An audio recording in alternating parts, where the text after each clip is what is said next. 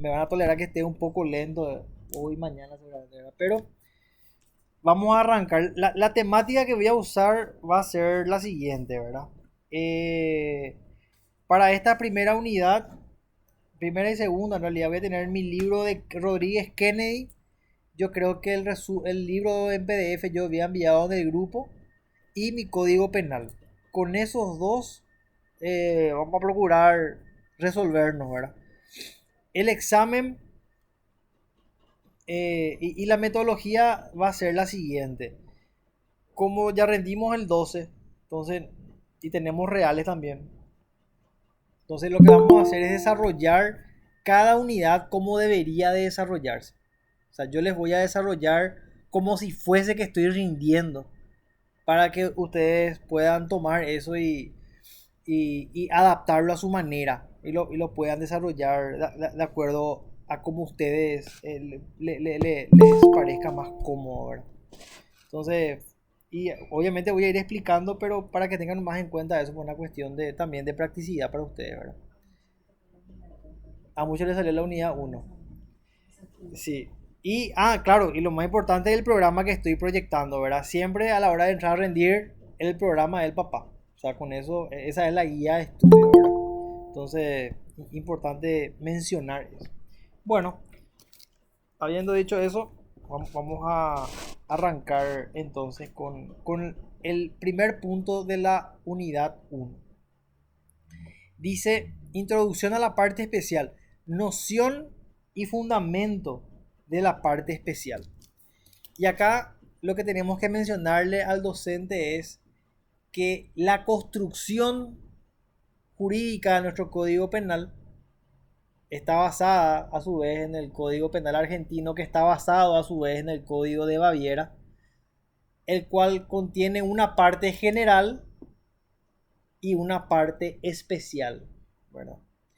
Cuando nosotros hablamos de la parte especial, que es lo que nos pide el programa, estamos hablando que en la parte especial se hayan descriptas o se hayan descriptos, no sé cómo se dice, todos aquellos modelos de conducta, se hayan tipificadas o tipificados todos aquellos modelos de conducta a los cuales se le asigna un castigo, una pena. Si partí, y ahí le pueden dar el ejemplo, ¿verdad? Partiendo del artículo 105, que creo que es el artículo con el que inicia la parte especial, arrancamos hablando del homicidio doloso. Y así hasta el 320 más o menos, en donde a lo largo de todos estos artículos, en la parte especial van describiendo distintos tipos de conductas que van dañando o que van en perjuicio o en detrimento de bienes jurídicos protegidos en la Constitución Nacional. Entonces, esa es la noción y el fundamento de la existencia de la parte especial. Y a continuación nos pide desarrollar los bienes jurídicos. ¿Y qué son los bienes jurídicos? Los bienes jurídicos son todos aquellos bienes que no son todos, pero son bienes que están protegidos por nuestra Carta Magna, ¿verdad? Y podemos mencionar algunos. Tenemos bienes jurídicos individuales y tenemos bienes jurídicos supraindividuales o comunitarios. Cuando hablamos de bienes jurídicos individuales podemos mencionar a la vida, la libertad, la integridad física, la salud. Sí, estoy grabando, esto es importante, estoy grabando la clase para después subirla. La salud, la seguridad, son bienes jurídicos individuales que afectan a una persona en particular. Y cuando hablamos de bienes jurídicos supraindividuales o colectivos, podemos hablar del medio ambiente, por ejemplo. Podemos hablar de la economía, por ejemplo, que son bienes jurídicos supraindividuales, o sea, tienen que ver con o incumben a toda una comunidad o a todo un grupo de personas, ¿verdad? Entonces, son estos bienes jurídicos los que se encuentran establecidos en la Constitución y consecuentemente protegidos en el Código Penal. ¿De qué manera? Tipificando conductas en la parte especial, conductas las cuales vayan a lesionar a esos bienes jurídicos protegidos, ya sean individuales o colectivos. Entonces, en esta pequeña explicación ya desarrollamos la noción y fundamento de la parte especial, los bienes jurídicos, que ya los clasificamos también, y vamos a hablar ahora de el ámbito sistematización y jerarquización de los delitos, ¿verdad?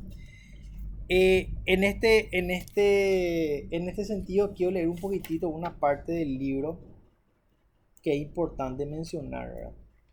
Dice: los bienes jurídicos son establecidos por su orden en la Constitución Nacional. O sea, hay bienes jurídicos que son más importantes unos que otros. Hay una jerarquía. Por eso es que encontramos que el homicidio tiene una pena mucho más alta que un robo.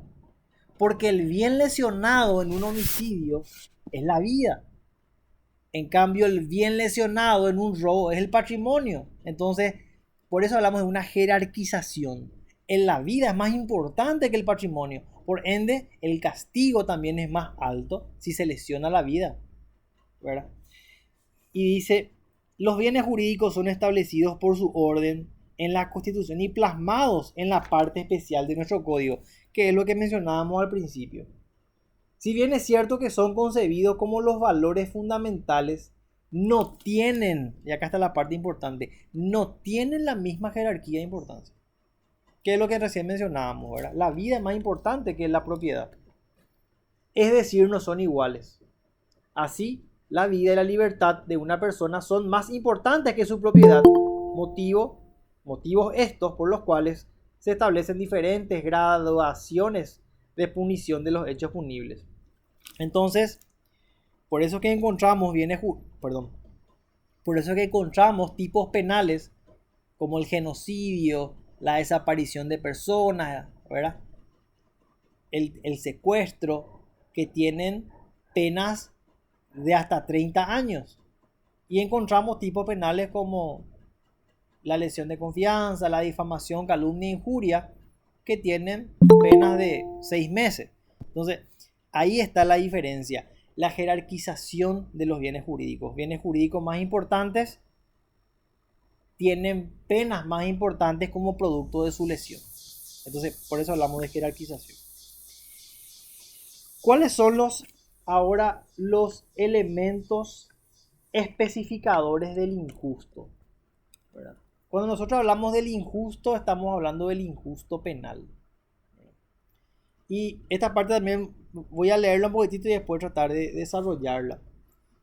Dice: el bien jurídico es concebido como la base de la estructura de la interpretación de los tipos penales. Desde este punto de vista, el bien jurídico debe entenderse como un valor del orden social protegido jurídicamente, cuya defensa está interesada a la comunidad y cuya titularidad puede corresponder a un individuo o una colectividad. Existen bienes individuales, personales, es decir, de contenido eminentemente personal, que afectan a una determinada persona. Ahí hablamos de la vida, la propiedad, la integridad. Como así también bienes jurídicos que pertenecen a una colectividad, que es lo que yo mencionaba, ¿verdad? La autenticidad de la moneda, por ejemplo, un bien jurídico que yo no mencioné. Los valores, el sabotaje, los secretos de Estado son bienes jurídicos comunitarios o supraindividuales. Entonces, cuando hablamos nosotros de elementos especificadores del injusto, estamos hablando de que cómo yo clasifico o cómo yo me encargo, no yo, sino como el legislador, como el jurista, se encarga de elaborar o de construir un tipo penal. Y ahí de lo primero que parte es del bien jurídico, justamente. Mirando ese bien jurídico, que puede ser la vida, la moneda, el medio ambiente, la seguridad, el patrimonio, lo que hace es analiza y construye conductas que lesionen a ese bien jurídico. Y ahí nosotros hablábamos de la escalerita que el profesor mencionaba.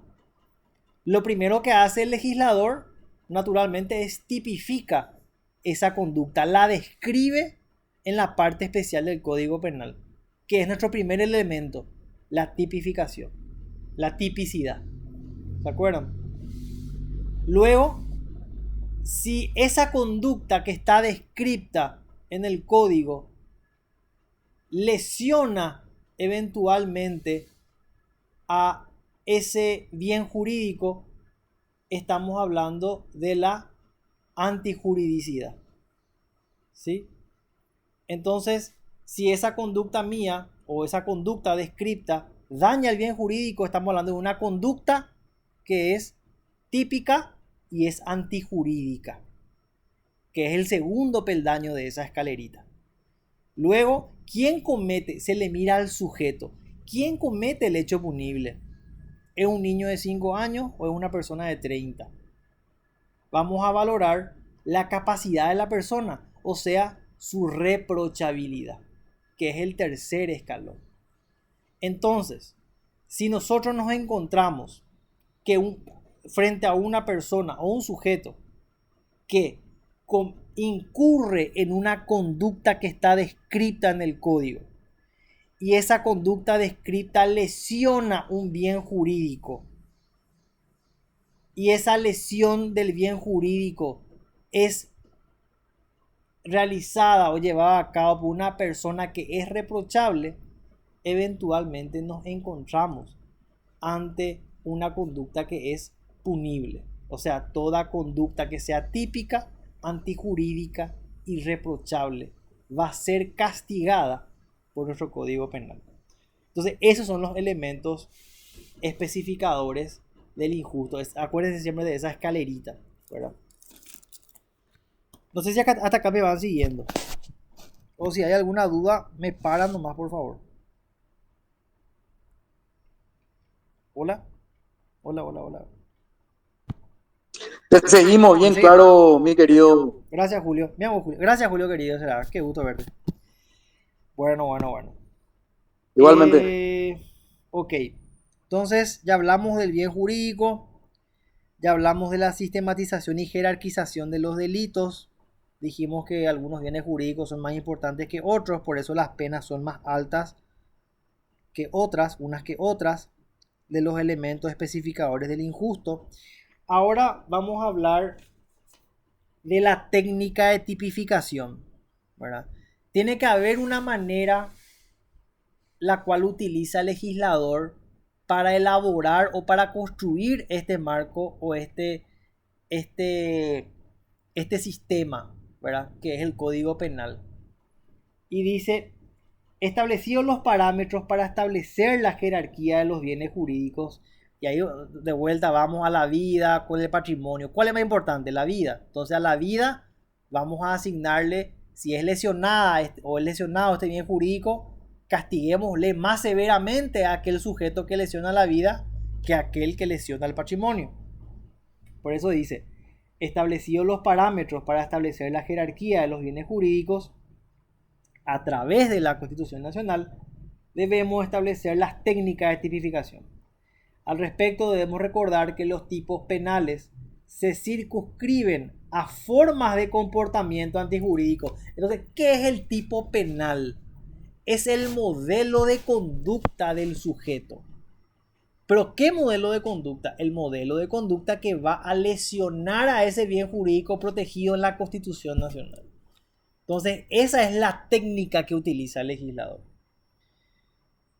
De los tipos penales se circunscriben a formas de comportamiento antijurídico que describen los hechos punibles y que son recogidas en la parte especial del Código Penal. Es decir, que los tipos penales tienen su base en la norma y la norma tiene su fundamento en el bien jurídico.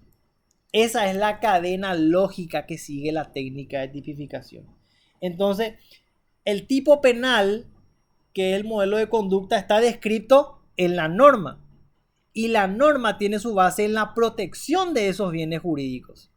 Esa es la técnica de tipificación empleada. O sea, ¿cómo yo hago para castigarle jurídicamente a un asesino? tengo que primero haber descrito su conducta, la cual vaya a lesionar a un bien jurídico protegido en una ley mayor, que es la Constitución Nacional. Entonces, ahí yo estoy eventualmente siguiendo el principio de legalidad y sí puedo aplicar una pena, ¿verdad? Así las cosas, la tipificación como punto de partida al bien jurídico protegido a los efectos de una clasificación de los distintos tipos penales, ahí agrupándolos en función a los bienes jurídicos protegidos. ¿Se acuerdan que si nosotros vamos al índice de nuestro código penal, no es que en el código penal están todos mezclados los tipos penales, los modelos de conducta, ¿no? Si nosotros partimos en el índice está muy bien descrito, ¿verdad? Donde dice hechos punibles contra la vida. Entonces, todos los tipos penales, todos los modelos de conducta que atenten contra este bien jurídico, están toditos juntos. Después dice, capítulo 2, hechos punibles contra la integridad física. Está relacionada también con la persona, pero ya no con la vida, sino con la integridad física, que es otro aspecto de la persona. Entonces, nuevamente, se describen todos aquellos modelos de conducta que van a atentar contra ese bien jurídico que es el de la integridad física. Y así podemos irnos, ¿verdad? Hechos punibles contra la libertad, contra la autonomía sexual. O sea, la técnica de tipificación consiste en agrupar, primero que nada, a los bienes jurídicos y a sus distintos aspectos, construyendo modelos de conducta que vayan a afectar a ese bien jurídico. Entonces, esa es la técnica de tipificación utilizada. Y leo de vuelta esta parte porque es súper interesante. Dice, así las cosas, la tipificación tiene como punto de partida al bien jurídico protegido. De ahí parte todo. Miran el bien jurídico y a partir de ahí empiezan a ordenar y a construir. A los efectos de una clasificación de los distintos tipos penales y agrupándolos en función a los bienes jurídicos protegidos, como ser hechos punibles contra la vida, hechos punibles contra el medio ambiente, hechos punibles contra las funciones del Estado. O sea, los tipos penales, los modelos de conducta se encuentran agrupados según el bien jurídico protegido. Esa es la técnica de tipificación.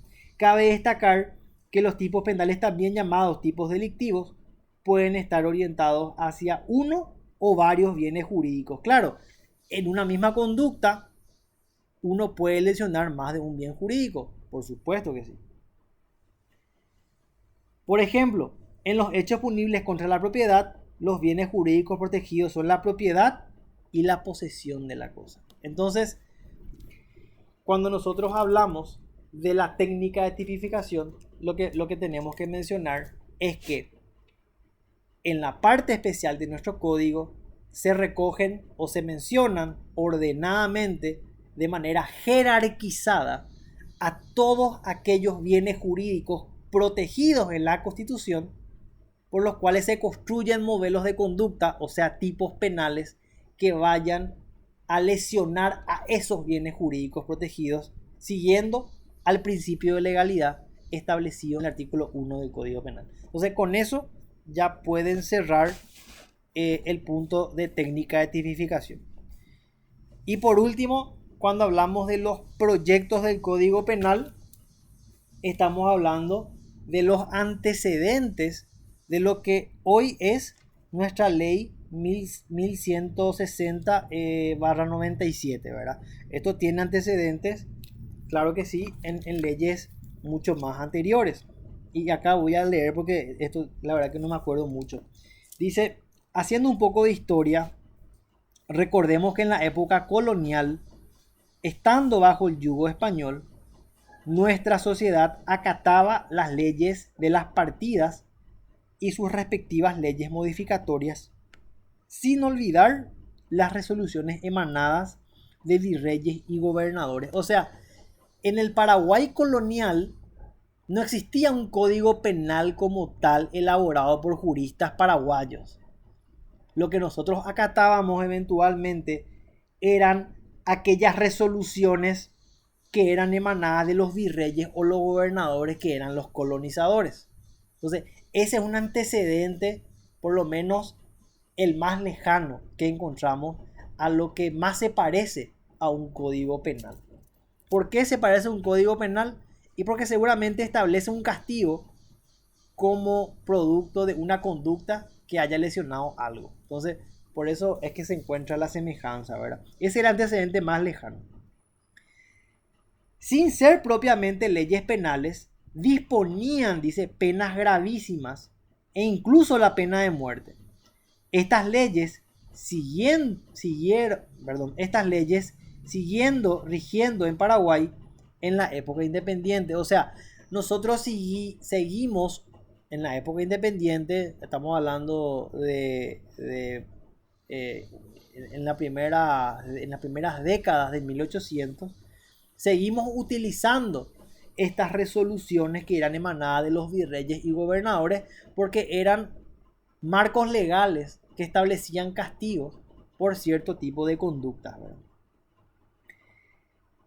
Hasta el dictamento del Estatuto de Administración de Justicia. ¿Se acuerdan que en Derecho Constitucional estudiamos nosotros el Estatuto de Justicia de 1842, que es el antecedente de la Constitución de 1844? Creo que era. Bueno, entonces, el Estatuto de Justicia viene a ser el reemplazo de estas resoluciones que eran emanadas de los virreyes españoles. O sea, podemos decir de otra manera que el primer cuerpo legal parecido a lo que vendría a ser un código penal es el Estatuto de Justicia de 1842, ¿verdad? Que fue ordenado por don Carlos Antonio López, ¿verdad? Entonces, para rememorar, tenemos dos antecedentes porque estamos yendo de atrás para adelante, ¿verdad?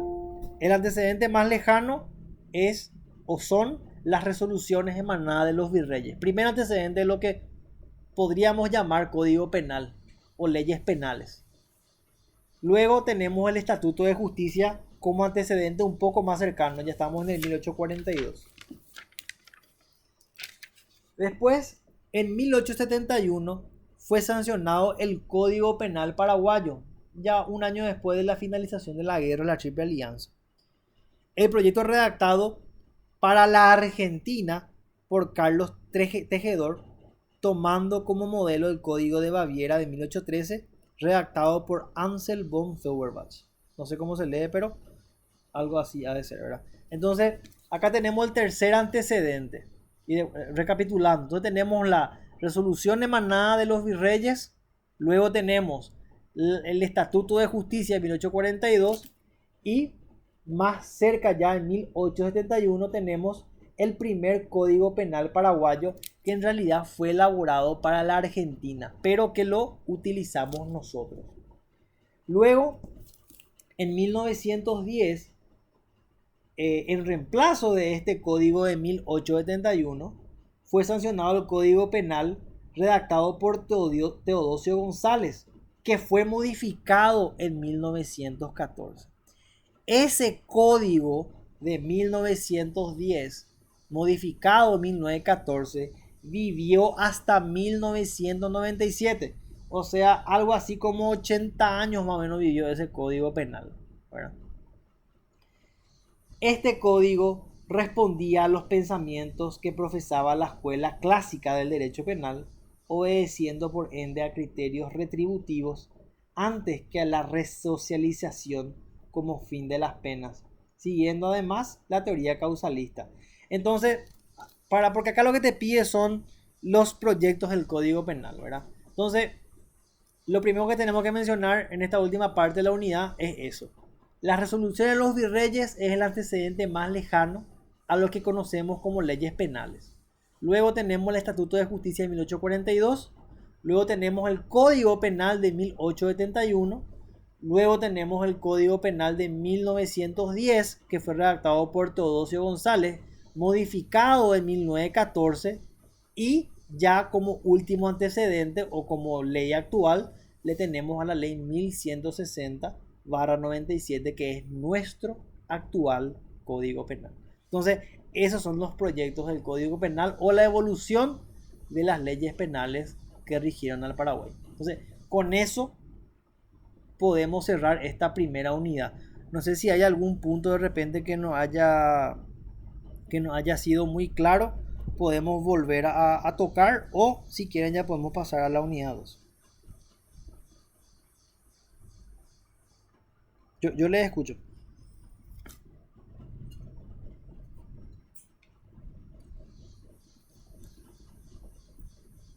Jorge, José,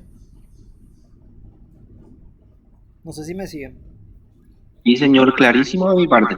Bueno, si no hay duda, entonces voy a avanzar con con la unidad 2. Esta unidad Sí. 1 es muy teórica. Por eso es que la desarrollé de esta manera, ¿verdad? Pero a partir de la unidad 2, el desarrollo es realmente completamente distinto. Porque lo que tenemos que hacer en el examen, o por lo menos lo que yo sugiero que se haga, ¿verdad? No es desarrollar artículo por artículo y decir si es delito, crimen, la pena, si es tipo penal especial. No es necesario tanto nivel de detalle. En realidad, lo que el profesor busca, gracias Inge querido, lo que busca el profesor es que, por lo menos lo que yo pude ver, es que él quiere que entendamos qué es lo que se castiga, cuál es lo que es la conducta que se está castigando. Eso es, y qué bien jurídico lo que estamos lesionando. Y si podemos relacionarlo con la Constitución, mejor todavía, ¿verdad? Yo no hice eso, pero si lo pueden hacer, mucho mejor todavía. Entonces, en esa dinámica es en la que yo me voy a mover para poder desarrollar cada unidad a partir de ahora, ¿verdad?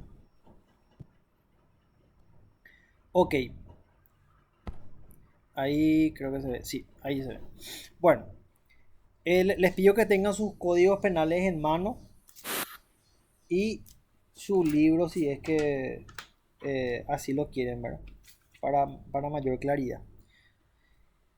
Porque hay un par de conceptos también acá en esta unidad 2 que es importante desarrollar, más allá del artículo en sí, ¿verdad? Suazo, Señora, el profe había dicho que también teníamos que tocar la parte de la Constitución por cada artículo, que por ejemplo, derecho contra la persona y darle una introducción, ¿verdad? Si no mal recuerdo. sí, podés mencionar, sí, podés hacerlo, por supuesto que sí. Por ejemplo, en este artículo, hecho punible contra la persona, cuando hablamos de hecho punible contra la vida, nosotros sabemos que la vida está protegida por el artículo 4 de la Constitución, ¿verdad? O sea, claro que lo podés hacer, sin problema. Y de hecho que vamos a incorporarle eso, vamos a incorporarlo eso a este desarrollo. Yo en particular no lo hice, ¿verdad? Porque no sé, estaba nervioso, me olvidé. Pero sí, si lo tienen para hacer, muchísimo mejor, ¿verdad? Bueno, vamos a hablar entonces del artículo 105, ¿verdad? Y el artículo 105, y en específico, ¿verdad? Cuando hablamos de la parte especial, que es lo que nos compete, en el capítulo 1 nos referimos a hechos punibles contra la vida. Como sabemos, la vida es un bien protegido, un bien jurídico, el más importante quizá, protegido por la Constitución Nacional en su artículo 4. Más o menos de esa manera le pueden entrar al profesor, ¿verdad? Y en ese sentido es que la técnica legislativa se encarga de describir a lo largo de los artículos 105, 106, 107 hasta el 109 todos aquellos modelos de conducta que vayan a lesionar a ese bien jurídico. Entonces, arrancando por el homicidio doloso. ¿Qué es el homicidio? Es matar a otra persona. ¿Y cuando hablamos de un componente doloso? Cuando hablamos de una intencionalidad. El dolo es la intención de producir el resultado de manera consciente y voluntaria. El dolo tiene dos elementos: el elemento volitivo y el elemento cognoscitivo, voluntad y conocimiento. Entonces, de esa manera pueden empezar a construir ahí la idea, ¿verdad? Ahora, cuando nosotros hablamos de tipo objetivo y cuando nosotros hablamos de tipo subjetivo, ¿qué es lo que es el tipo objetivo y qué es lo que es el tipo subjetivo? ¿Verdad? Cuando hablamos nosotros de tipo objetivo, estamos hablando de la conducta y del resultado en sí. ¿Mataste o no mataste? Mataste. Objetivamente hablando, ¿se produjo el homicidio? Se produjo el homicidio. Genial. Y cuando hablamos de un tipo subjetivo, ¿pero cómo mataste? ¿Mataste con intención o sin intención? Y acá es donde entra justamente este elemento, ¿verdad? Cuando el homicidio es intencional, hay conocimiento y voluntad, hablamos de un homicidio doloso. Porque existen los dos elementos del dolo, conocimiento y voluntad. Cuando hablamos nosotros dentro del tipo subjetivo de una culposidad, estamos hablando de que la persona no tenía la voluntad de matar, pero mató. Igualmente mató, pero mató sin la voluntad de matar. Entonces, cuando hablamos de tipo objetivo, cuando hablamos de tipo subjetivo, siempre vamos a referirnos a, como decía la profesora, la energía criminal del sujeto. Cuando hablamos nosotros de un homicidio doloso, el tipo le quería liquidar a su rapilla, le quería matarlo. Ahí hablamos de una alta energía criminal, le quería matar. Pero cuando hablamos de un homicidio culposo, no le quería matar, estaba manejando sobre Marica López y el tipo le cruzó por enfrente borracho. Entonces ahí no existe una energía criminal, o sea, disminuye el grado de reproche y consecuentemente la pena. Entonces, cuando hablamos de tipo objetivo, lo que estamos mirando es el resultado de la conducta. ¿Le mató? Sí, le mató. Y cuando hablamos de tipo objetivo, estamos hablando de la pretensionalidad. ¿Le quería matar o le mató sin querer? Ese es el tipo subjetivo. ¿Culpa o dolo?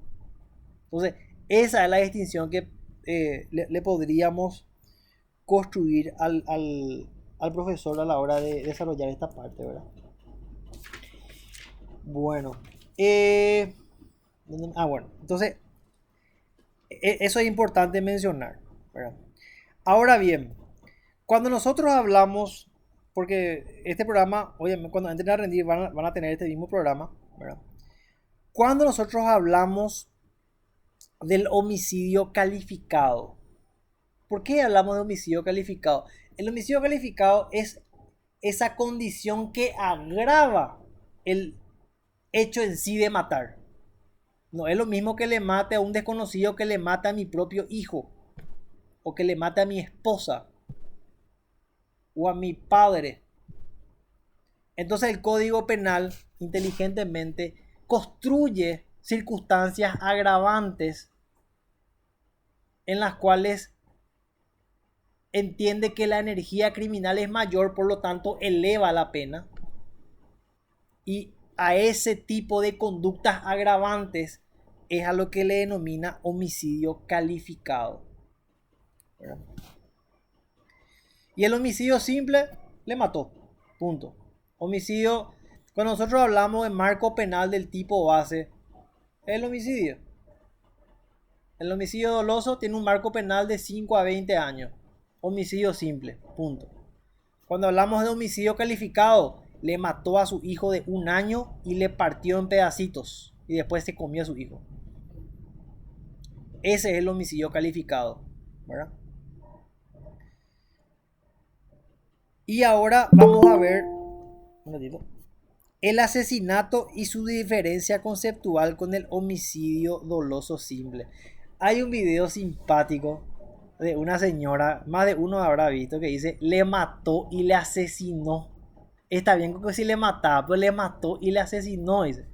Y no está del todo equivocada la señora, porque matar es homicidio doloso simple o homicidio simple, Pero asesinar ya contempla más energía criminal. Había un grado de pretensionalidad más alto. Por eso el asesinato es el homicidio calificado, o es conocido en nuestro Código Penal como homicidio calificado, o sea, un homicidio agravado, en condiciones de agravantes. Y hay elementos dentro del asesinato o del homicidio calificado que es el de la alevosía. Había un ejemplo que Zeneida, no sé si Zeneida está en el... Hola, Acá buenas Zeneida. noches. Acá está Zeneida. Bueno, Zeneida solía poner un ejemplo de la alevosía que sacó del derecho romano. ¿Te acuerdas, Zeneida? Cuando le Me clavó acuerdo. cuando le clavó en la espalda... ¿Cómo era que dijiste? Sí, sí, sí. El hijastro de quién era? Bueno, el hijastro de un emperador, Bruto. Bruto le abrazó al emperador en el Senado y cuando le abrazó le metió un puñal en la espalda a un arma blanca. O sea que le mató a traición. Esa es la alevosía, que es un elemento del homicidio calificado, ¿verdad?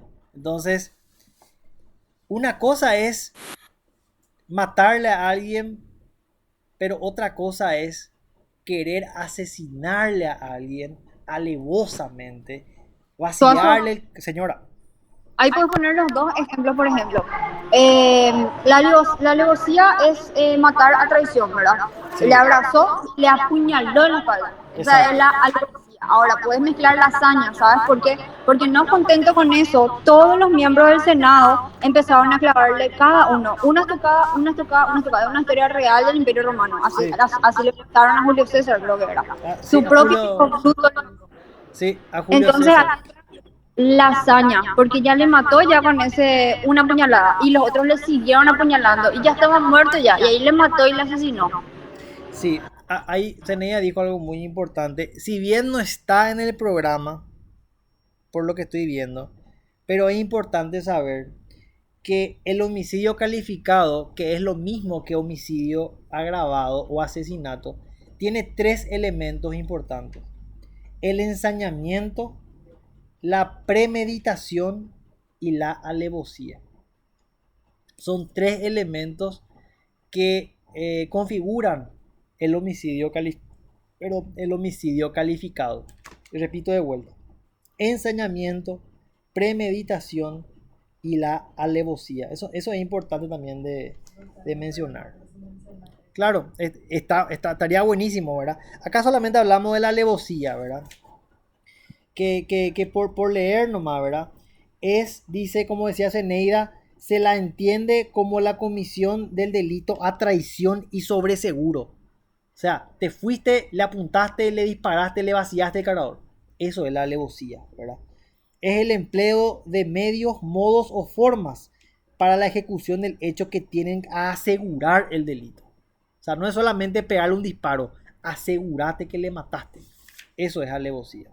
No es lo mismo un tipo que le metió un disparo a una persona a otro que tiene 25 disparos. Estamos hablando ya de alevosía. Entonces la energía criminal es mayor, por ende la pena a aplicar va a ser mayor, porque es una condición agravante del homicidio. Entonces, hasta ahí vamos bien.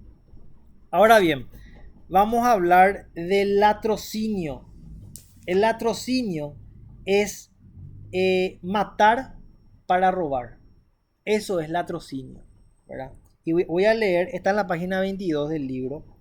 Dice: se trata de un especial agravamiento de la punición con base o fundamento en el homicidio que ha ocurrido con motivo u ocasión del robo. Aumenta en consecuencia el grado de reproche, pues el agravamiento radica en la violencia utilizada por el infractor con la finalidad de la consumación o tentativa del robo, con el consecuente fallecimiento de la víctima. Dice, en la figura del latrocinio, la intención del infractor no es matar, sino el de la sustracción, y valiéndose en situación de ser resistido por la víctima, decide ejercer violencia. O sea, ¿cuántas veces nosotros nos vimos en el noticiario que La señora vuelve de su casa a las 10 de la noche después de trabajar todo el día, le agarra un asaltante, forcejea con la señora, no le entrega la cartera a la señora, se resiste, el asaltante la mata a la señora y le roba.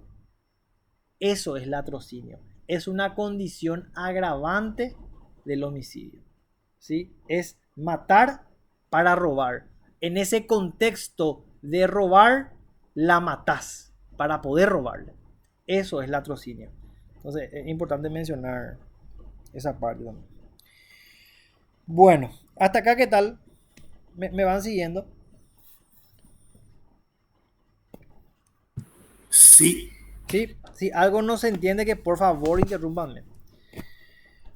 Bueno, ahora vamos a hablar del reproche reducido.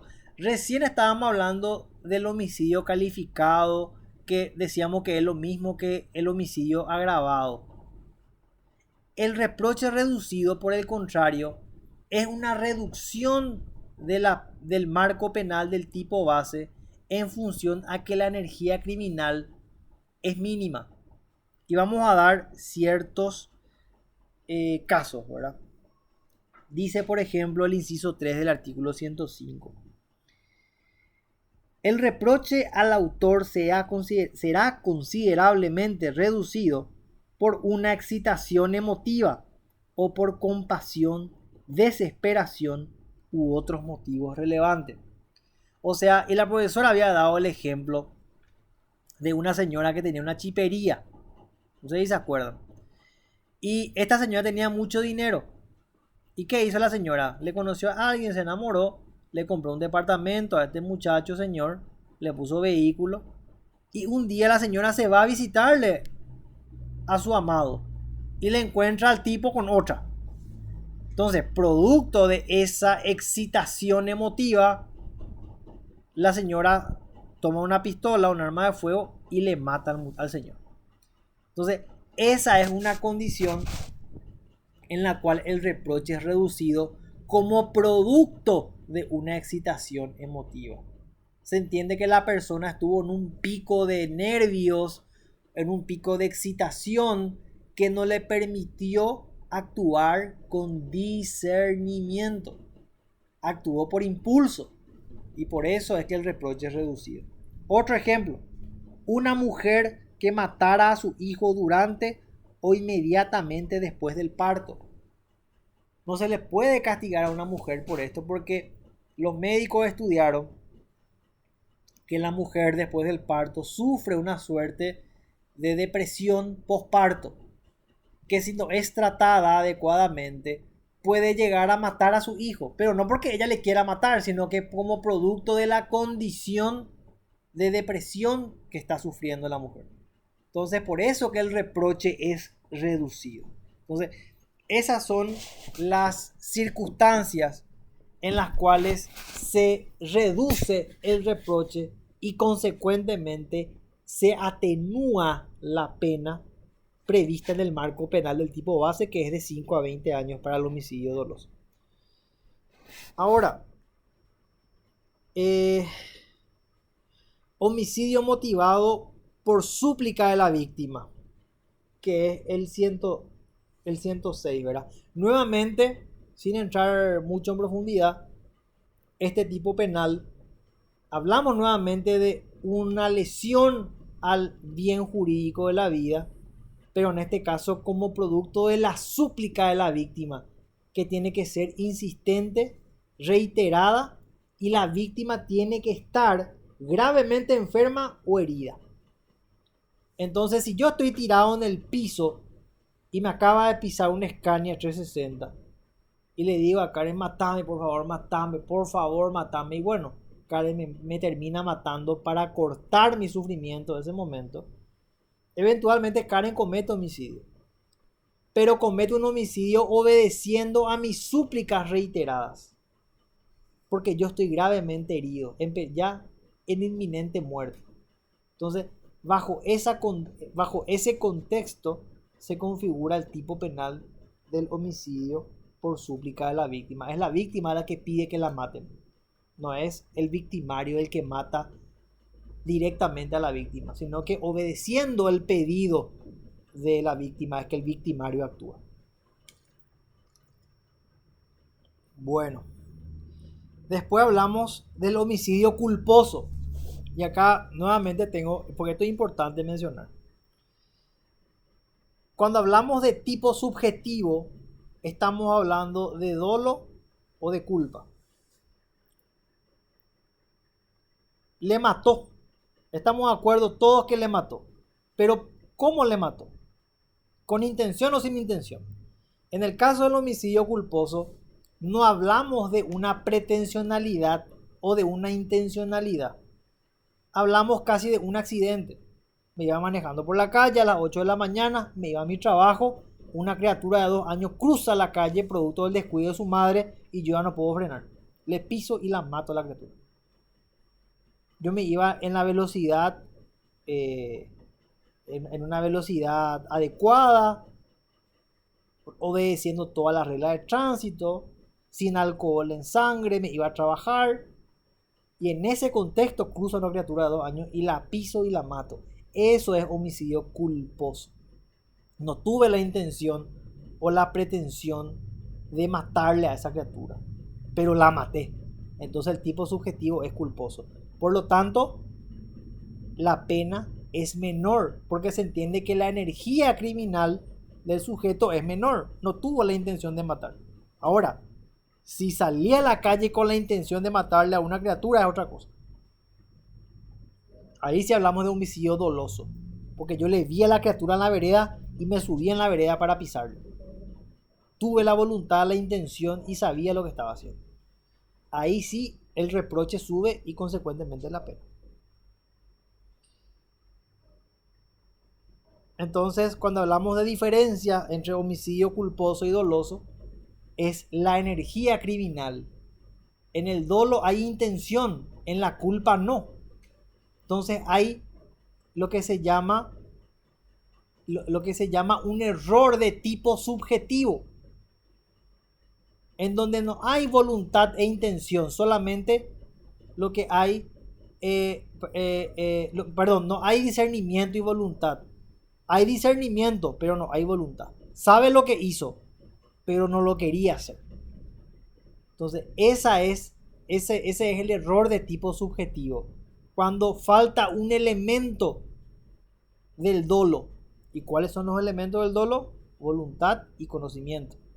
Faltó la voluntad, había conocimiento porque es consciente que mató a esa criatura, pero no tenía la voluntad. Y después hablamos de la intervención en el suicidio, que es el 108. Es cuando yo prácticamente le animo a otro a que se suicide.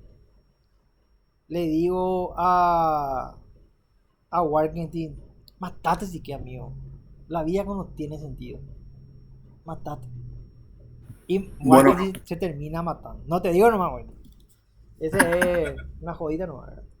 Yo le incito a él a que se mate. Nuevamente estoy buscando dañar el bien jurídico o lesionar ese bien jurídico de la vida. No lo estoy matando yo con mis propias manos, pero lo estoy incitando, alentando a que se mate. En eso consiste la intervención en el suicidio. O también puede consistir en no impedir un suicidio. Warkentin está parado ahí en el segundo piso de la facultad y se va a tirar. Y yo en vez de ir a salvarle, me quedo tomando mi cerveza y no hago nada. Entonces eso también constituye un modelo de conducta previsto en el artículo 108 en su inciso segundo. El que no impidiere, pudiendo hacerlo sin riesgo para su vida, será castigado con pena privativa de libertad de 1 a 3 años. O sea, si intervenís en el suicidio de manera positiva, diciéndole a Warkentin, matate en la capela, vida cuando tiene sentido, o no impidiendo que Warkentin se mate, porque estás viendo que va a saltar y no haces nada, en ambos escenarios, el modelo de conducta o ambos modelos de conducta están descritos dentro del 108, inciso 1 y 2, ¿verdad? Como punibles. Intervención en el suicidio. Y por último tenemos el artículo 109, que es el del aborto. Bueno, creo que ya nosotros sabemos qué es el aborto, ¿verdad? El aborto, por lo menos en Paraguay, constituye todavía un hecho punible, ¿verdad? No se observan causas exteriores como la violación o otras circunstancias que eventualmente concurren, no operan aisladamente, pero no se observa todavía en nuestra ley eso. O sea, no hay una causa de justificación penal todavía para el aborto. Pero sí, el aborto es todavía un hecho punible en nuestro código penal, ¿verdad? Entonces, interrumpir una vida en gestación constituye un hecho punible, ¿verdad? Siempre que esa vida se encuentre dentro del claustro materno, dentro de la entraña materna. Eso es aborto, ¿verdad? Siempre, y acá quiero leer esta parte que es importante. El que matare a un feto será castigado con pena privativa de libertad de hasta 5 años. Se castiga también la tentativa. La pena podrá ser aumentada. O sea, hablamos de condiciones agravantes. ¿En qué casos? Cuando se obrara sin consentimiento de la embarazada. Vamos a poner que Karen está embarazada y se va a atenderse en el sanatorio, y le practican un aborto sin su consentimiento. El personal que practicó el aborto se expone a una pena privativa de libertad de hasta 8 años por haber practicado ese aborto sin consentimiento de la víctima, por ejemplo. Entonces, como vimos, desde el artículo 105 hasta el 109, el factor común, el bien jurídico lesionado, es el de la vida, en distintas formas, de manera dolosa, culposa, de manera o a través de una súplica de la víctima, de manera accidental, interviniendo en un suicidio o alentando el suicidio, o a través de un aborto. De distintas maneras afectamos al bien jurídico de la vida. Y con eso creo que podemos cerrar esta segunda unidad. No sé si tienen alguna duda hasta acá.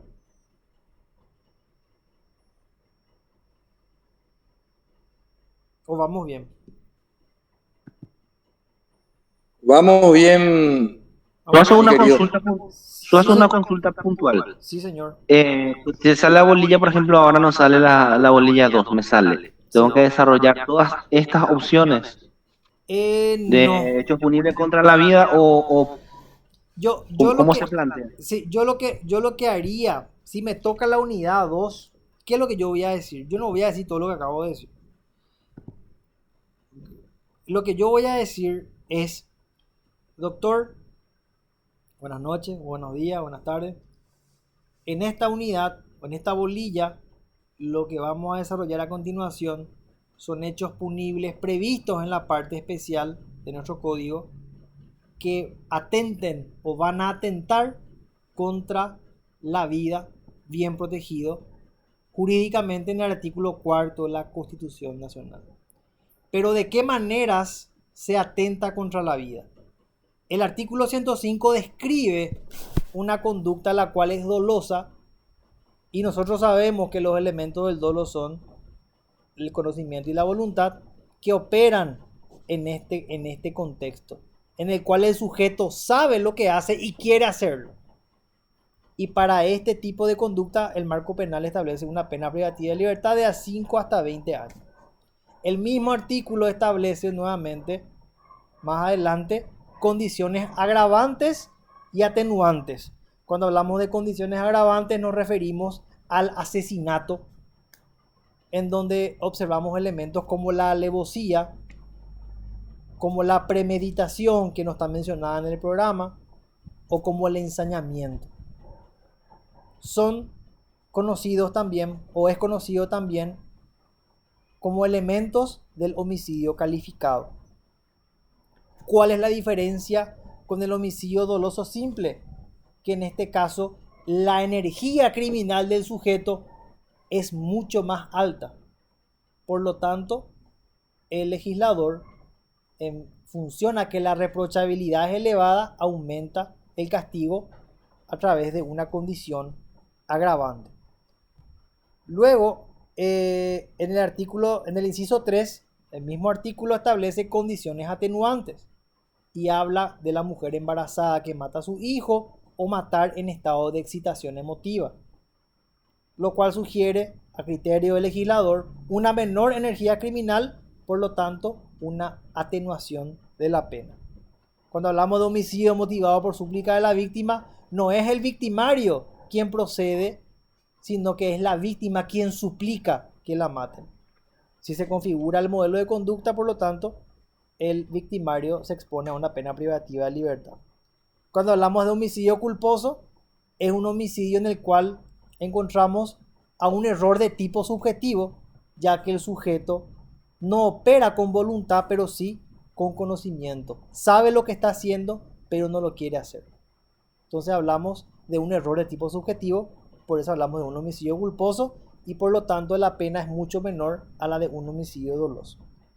La intervención en el suicidio también a su vez castiga intervenir de manera activa, incitando a la víctima a suicidarse, o también actuando de manera pasiva, no auxiliando a alguien que está en inminente o inminentemente a punto de suicidarse. Y por último, el aborto, que es interrumpir una vida que se está gestando. Todas estas conductas que acabo de describir atentan contra el mismo bien jurídico, como reiteré al principio, que es el de la vida protegido del artículo 4. Ahí ya le dijiste todo. Fabuloso. Gracias. Así si le desarrollas, yo creo que no te puede decir nada. O sea, no sé, demasiado pesado tiene que ser para que te diga algo, ¿verdad? Creo que captas todo, ¿verdad? Bueno. Están para hacer la unidad 3. Esta primera parte por lo menos. Sí, súper. Vamos a Sí, hacer. señor. Continuación la mañana. Vamos a hacer. Ok. Vamos a irnos al artículo 110. Bueno, como vimos, la parte especial inicia con el artículo 105. Vimos a hechos punibles contra la vida. Acá bajamos un peldaño. La vida no está en riesgo inminente de ser perdida o de ser lesionada, pero sí un aspecto importante de la persona, que es el de la integridad física.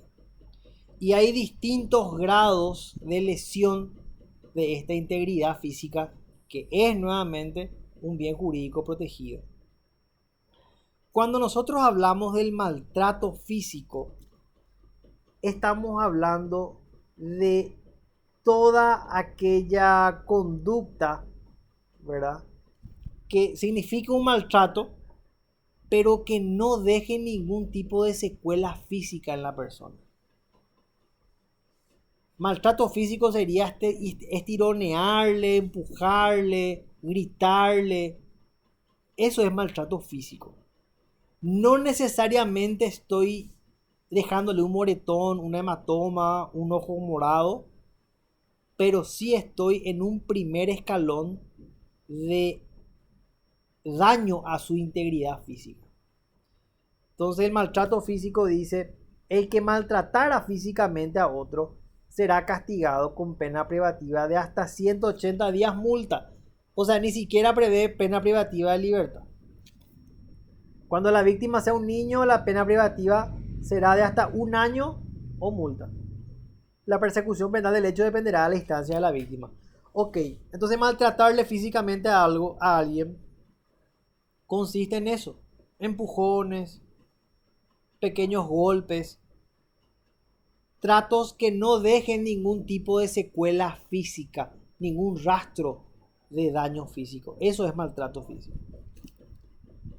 Cuando hablamos de lesión en el 111, acá sí hablamos de dañar la salud de otra persona.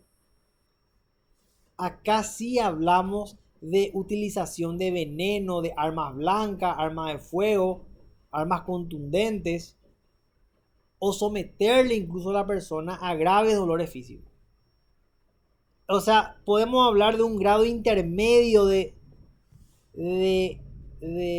lesión a la integridad física. El primer grado es el maltrato, no hay rastro físico. El segundo grado es la lesión. Acá ya le dejé un moretón, ya le dejé un ojo morado, ya le rompí la cabeza, pero su vida no está todavía en peligro. Le rompí la muñeca, eso es lesión.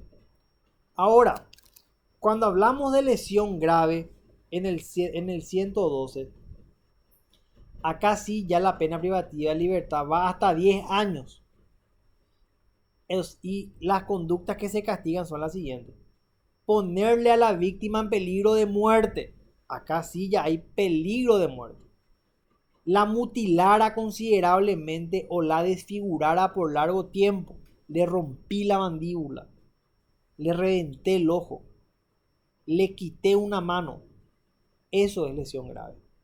La redujera considerablemente y por largo tiempo en el uso de su cuerpo. O sea, le dejé en cama 2 meses. En sus fuerzas psíquicas o intelectuales o en su capacidad de trabajo. O causara una enfermedad grave o afligiente. Entonces, es como una escalera otra vez, ¿verdad? El maltrato físico son tratos que atentan contra la integridad física, pero no dejan rastro físico. Te empujé, te golpeé, pero no dejé ninguna marca. La lesión sí, te dejé un ojo morado, te rompí un dedo, te corté la cara, no muy grave, pero sí ya un grado intermedio. La lesión grave sí ya está en peligro tu vida. Te desfiguré la cara, te reventé la mandíbula, te corté una mano. Entonces son 3 grados de daño a la integridad física: el maltrato físico, la lesión y la lesión grave. Las 3, en este caso, cuando hablamos de maltrato físico, es una conducta dolosa. Cuando hablamos de lesión, hablamos también de una conducta dolosa. Cuando hablamos de lesión grave, también hablamos de una conducta dolosa. ¿Por qué yo sé que hablamos de una conducta dolosa? Porque en el artículo 38, creo que era 37 o 38 creo que era. Espérame que vamos a ver si me acuerdo. Un ratito. No, 37 creo que era. Espérame que un ratito. Ya me olvidé. O 17, ¿cuándo era? Acá está, 17 era. Perdón. ¿Por qué yo sé que el 110, 111 y 112 estamos hablando de conductas dolosas? Porque el Código Penal, dentro de su técnica de tipificación, lo que castiga son aquellas conductas dolosas. Pero ¿cuándo el Código Penal castiga las conductas culposas? Cuando expresamente menciona que la culpa es castigada. ¿Y de qué manera lo hace? Dice: el que culposamente y tal cosa. El que mediante culpa o el que de manera culposa incurra en. De esa manera, el legislador lo que nos quiere decir es que está castigando a la conducta culposa. Pero si el legislador no menciona la culpa, lo único que está castigando es la conducta dolosa. O sea, cuando hay conocimiento y voluntad. Entonces, eso también es importante. Es una regla establecida en el artículo 17, que es la parte general, ¿verdad?, del Código Penal.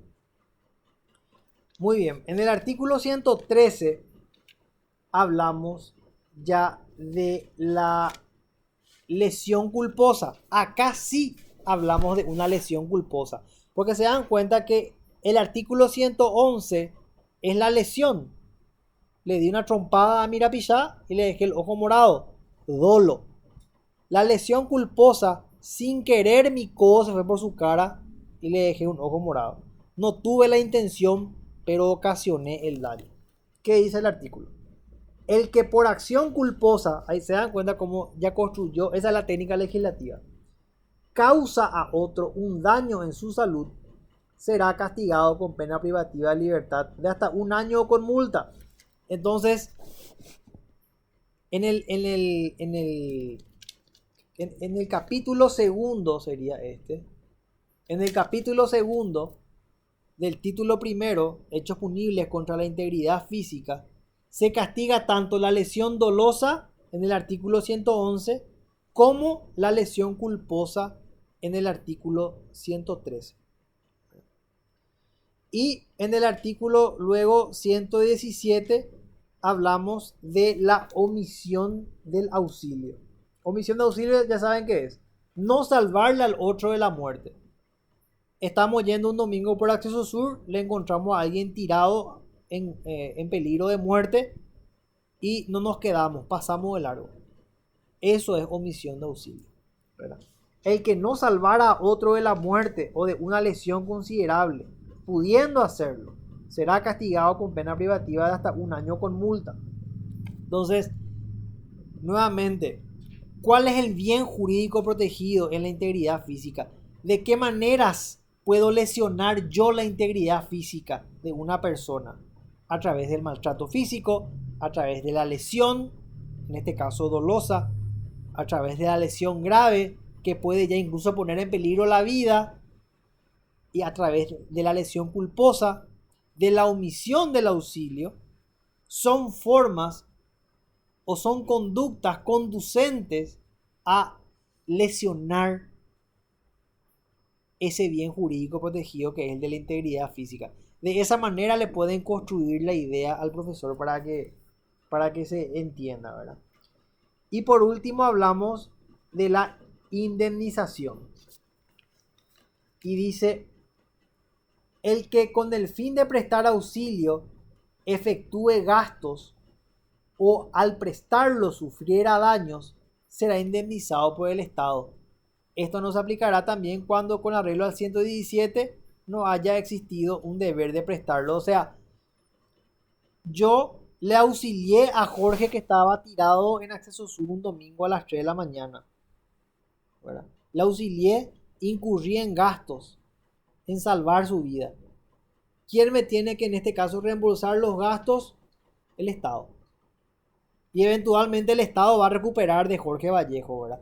Pero de esa manera, por lo menos, el Código Penal prevé que quien salvó la integridad física de otra persona va a ser reconocido en los gastos en los que haya incurrido, ¿verdad? Está previsto dentro de este capítulo, ¿verdad?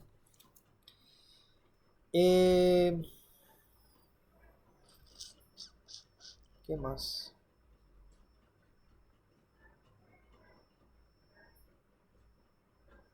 Y eso. Eso es lo que pueden desarrollar en esta tercera unidad, ¿verdad? Y nuevamente para cerrar bien la idea. El bien jurídico, empiecen por ahí. Bien jurídico protegido, la integridad física. Un aspecto de la persona, su integridad física. ¿De qué manera puede lesionarse este bien jurídico? Con el maltrato físico, la lesión y la lesión grave. Y ahí le pueden hacer esa escalerita al doctor. Cuando hablamos de maltrato físico, doctor, nos referimos a aquellos maltratos que no dejan necesariamente rasgos o señales físicas de daño. Podemos hablar de empujones, pequeños golpes que no dejan moretones, hematomas ni secuelas físicas. Pero ya hay una lesión a la integridad. Entonces, está prevista una pena. En este caso, le agrego esto, doctor, a instancia de la víctima. O sea, la víctima tiene que denunciar el hecho para que sea perseguible. Cuando hablamos de lesión, ya hablamos de un grado intermedio en el cual sí existen ya rasgos físicos de daño, moretones, cortaduras, golpes. Nuevamente, lesionando a este bien jurídico protegido de la integridad física. En este caso, la conducta, como la redacta el legislador, es eminentemente dolosa. Y ya el grado más grave, que es el de la lesión grave, como bien lo dice el artículo, está en peligro incluso la vida de la víctima, quedando esta desfigurada por largo tiempo o incapacitada o inhabilitada para trabajar. Acá ya el grado de lesión a la integridad es el más alto de todos, por lo tanto la pena consecuentemente es la más elevada. También estamos delante de una conducta dolosa. Y en el artículo 113 hablamos ya de una conducta culposa, que podríamos decir que es un error de tipo subjetivo, porque el victimario no tiene la intención de provocar una lesión a la integridad, pero sí la provoca. Entonces el legislador se encarga de describir este tipo penal, este modelo de conducta, para aplicar una pena. La omisión de auxilio, que es no evitar o no salvar a una persona que se encuentra en peligro de lesión a su integridad física, lo que también conlleva una pena, un castigo. Y la indemnización, que en este caso el que otorgue el auxilio va a ser reconocido en sus gastos por el Estado, que es una suerte de garantía que establece el Código Penal. Entonces con eso pueden cerrar esta primera parte de la unidad 3, ¿verdad? Con ese desarrollo. No sé si hasta acá están bien, tienen dudas, consultas, algo que no les haya quedado muy claro.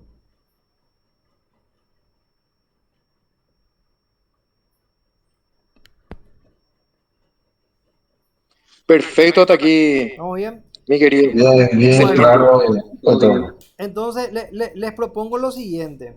La idea es hacer 3 unidades por día, 2, 3, ¿verdad? Y calculando para el domingo deberíamos de terminar, ¿verdad? Entonces voy a cortar hasta acá la grabación de hoy y voy a subirla, ¿verdad? Para que puedan verla las veces que quieran, ¿verdad? Y mañana continuar más o menos en este horario otra vez, ¿verdad? 7:30 creo que es una hora ideal para hacer el repaso, ¿verdad? Hasta la